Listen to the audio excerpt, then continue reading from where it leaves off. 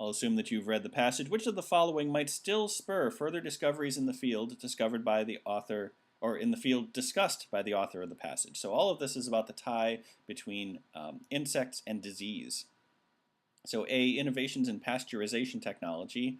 Well, I mean, this is not something that happened in any of the other historical cases of scientists figuring some stuff out, so that doesn't seem very likely. Identification of several new species of mosquito. Mosquitoes relate specifically to malaria, so that one is not as good of an example. Pinpointing a strain of vaccine-resistant bacteria. I guess that's possible. The outbreak of a heretofore undocumented contagious disease. Well, it does seem that each of these scientists was dealing with disease at the time, and that spurred them to figure out more stuff.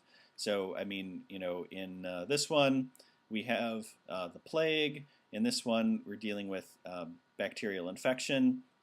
In the third one, it's yellow fever. So a disease outbreak might be a factor. And then E, spread of a new strain of disease across multiple continents.